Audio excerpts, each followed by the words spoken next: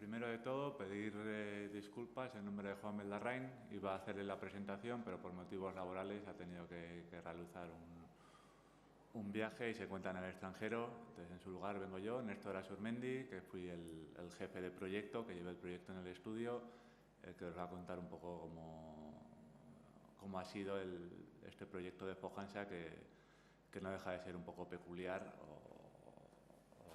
o curioso. O sea, el encargo que nos llega al estudio a través de Fojansa, que es una empresa de fontanería, es el de realizarle la nueva sede en un pabellón que había comprado en el polígono industrial de Gamarra, en Vitoria. La idea original era que con muy poco presupuesto querían demoler las dos primeras crujías del pabellón y, al igual que los pabellones adyacentes, con una solución muy típica de pabellón industrial, muy alargados y con muy poco frente a fachada, gastar el dinero en unos pocos metros cuadrados de fachada al Ucobón, le llamaron ellos, con buena pinta y que diera la imagen de que la empresa era seria y que hacía las cosas muy bien. En ese punto de partida había cero arquitectura, cero interés en la investigación y cero interés en la sostenibilidad. Nosotros, a su vez, ese poco presupuesto, la primera decisión les dijimos que creíamos que debería ir más ligado a una propuesta formal más potente y diferente a las demás, y no tanto a resolver el proyecto con mucho detalle y con poco coste, sino que debía ser una cosa más formal. Es por ello que nuestra propuesta fue la de realizar un edificio que nada tiene que ver con ese frente más noble, sino que nos poníamos en perpendicular con una geometría diferente a la del entorno.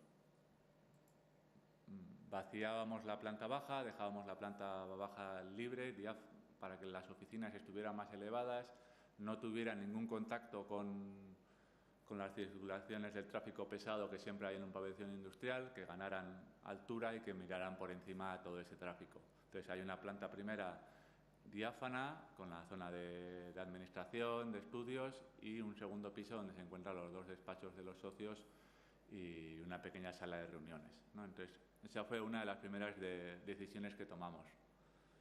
La siguiente, y que fue un poco el germen de convertir un proyecto en origen anodino en una cosa más experimental y más ambiciosa, fue que se nos ocurrió, a raíz de que eran fontaneros, esa fachada de vidrio forrarla con tuberías. Lo que en principio era simplemente una cosa estética de tuberías, en uno de los dos socios enseguida se le encendió la bombilla y dijo: "Oye, ¿por qué no hacemos que circule agua por la fachada y vemos que a modo de captador solar y a ver qué puede pasar?". El otro socio era un poco más reticente, como en estos casos siempre se compensaban el uno y el otro, pero al final a nosotros nos ilusionó y nos pusimos de su lado y conseguimos convencer al otro socio y lo vimos como un reto y avanzamos y nos propusimos como meta que así fuera. Entonces, ese edificio sin ambición, eso ya pasó a que iba a ser una cosa experimental en la que íbamos a hacer circular agua por la fachada, que teníamos que ver qué resultados podía dar. Había dudas de que si iba a calentar demasiado, el peso que iba a coger. Entonces empezaron a tomar determinadas decisiones. Esa tubería en origen recta la convertimos en una fachada trenzada, ya que hacía un gesto de Milmer que permitía que tuviera cierta dilatación en el plano horizontal y admitiera esas dilataciones que seguramente iba a tener con los cambios de temperatura, dependiendo, sobre todo en verano, con un día de mucho calor. A partir de ahí, ellos ya vieron como una oportunidad de ser una imagen de empresa ya como sostenible, que investiga. Incorporaron, aparte de esta fachada, a tener unos pozos de geotermia, poner unas placas fotovoltaicas en toda la superficie del pabellón, que es bastante, y convertirlo ya en un edificio energéticamente sostenible y como vais a ver, dado los resultados, porque en este momento había bastantes dudas. La intuición nos decía que la fachada podía funcionar, pero no había datos concretos que lo avalaran. En un edificio que produce la electricidad que consume y suministra a la red o no la sobrante. Ahí, aparte de la eficiencia, los dos puntos, mejor dicho, que queremos conseguir a través de la fachada. Bueno, esto es una imagen que utilizamos en la imagen de proyecto porque nos recordaba un poco a la planta y resultó ser que la imagen corporativa de la empresa era también una ballena. No nos gusta mucho que parezca que hicimos un edificio con forma del logo, pero fue casualidad. Pero bueno, una pequeña anécdota que surgió a lo largo del proyecto. Como os decía, esta fachada creemos que se puede, en origen eran tres puntos que se le sacaba a la fachada. Ese agua que circula y se calienta por la fachada, creemos, la idea era que mejorara el rendimiento de la bomba de calor. Actualmente tiene geotermia y a través de unas válvulas de 3 vías está conectada a la fachada. La realidad nos dice que un día de invierno que hay un poco de sol, el sistema automáticamente tira de la fachada porque tiene mejor temperatura o es más rentable tirar de la fachada que no de la geotermia. Entonces, tiene pinta de que como solución ecológica, pues los datos confirman que es real, que es más eficiente que la geotermia y que el sistema tira más de la fachada que de la geotermia. Un segundo punto que veíamos de esta fachada era, al circular agua caliente alrededor de nuestro edificio, entendemos que se genera una especie de microclima, ¿no? El calor calienta las tuberías, circula agua caliente, de manera que si la temperatura exterior en Vitoria puede ser 0 grados y muchas veces inferior a 0 grados, el agua va a circular más caliente y el aire que tienes exterior pegado a tu fachada está por encima de la temperatura exterior, lo que te supone unas pérdidas menores, pues tienes una especie de burbuja generada por estas tuberías que te protege y te hace más eficiente. Este punto no está contrastado. Ellos, Fojansa, que es la que nos suministra la monitorización, creen que sí, pero debido a estos momentos económicos no tienen hecha la instalación de sondas necesarias para poder contrastar y tener monitorizado esos datos de temperatura que se genera entre las tuberías y la fachada.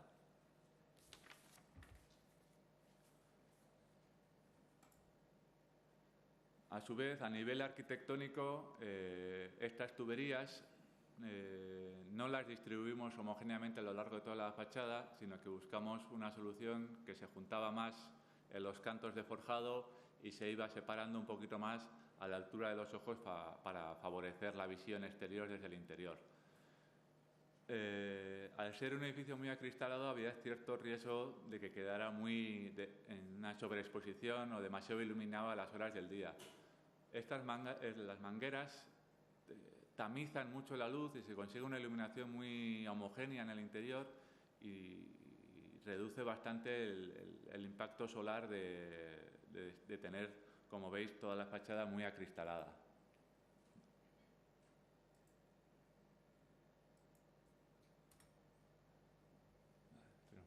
La imagen exterior. Y ahora pasando un poco más ya a los datos concretos y no a la arquitectura. Como os decía, uno de los objetivos era aumentar el rendimiento de la bomba de calor.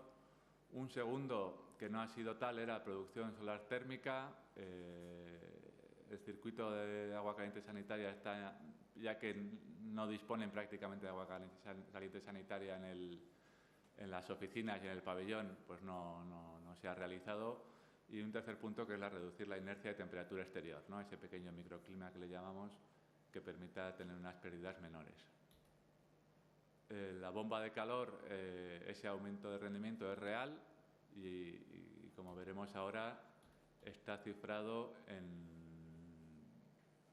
un COP que ha ido mejorando según ellos iban conociendo el sistema. O sea, la energía eléctrica consumida en 2012 para la producción de energía calorífica fue de 15.000 kilovatios hora para producir 56.798 kilovatios hora, ¿no? Lo que es un COP de 3,77, que el año anterior fue un 3,47 y en 2013 consiguieron elevarlo por encima de 4. Al final, con la geotermia y la fachada, pero con la realidad de que cuando las situaciones son favorables, que es la mayoría de las veces, tira más de la fachada que de la geotermia.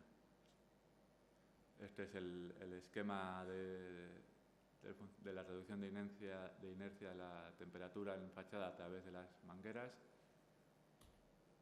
Y esta un poco la descripción de las instalaciones, cómo están concebidas. Son 8 sondeos geotérmicos de 100 metros de profundidad, con una distancia de 6 metros y unas sondas dobles de polietileno de 32 milímetros. En cuanto a la fachada, que ha sido viable gracias a que son fontaneros y se lo podían hacer ellos, pues son 5.000 metros de tubería de polietileno de diámetro 40 con 8.000 litros de fluido caloportador. Como se ve en la gráfica, el colector de impulsión está en el norte, donde está el trenzado azul, por la que ahí impulsamos el agua, que según va a la fachada sur, se va calentando y de ahí va a la bomba de calor a producir la energía para suelo radiante, ¿no? Al final, la calefacción está por suelo radiante y luego en verano hay una climatizadora que sí que en verano tira únicamente de la geotermia. O sea, en verano todo ese calor que produce la fachada se lleva a un acumulador. Casi la recirculación disipa el calor que va absorbiendo, pues luego cuenta con un depósito acumulador en el que se dispersa esa energía calorífica que en verano no se aprovecha, sino que se disipa. En cuanto a la producción fotovoltaica, pues eso, las dos naves industriales tienen mucha superficie que se ha utilizado, dada su buena orientación, a producción solar fotovoltaica con 468 placas que producen 110 kilovatios y una energía producida en 2012 de 127.000 kilovatios hora. Por lo que el consumo eléctrico de iluminación más el de climatización son 47.000, frente a los 127.000 producidos, genera un diferencial de 80.000 kilovatios, pues con los consiguientes ahorros en la emisión de CO2 y de plantación de árboles por esa producción de CO2 que no se emite a la atmósfera.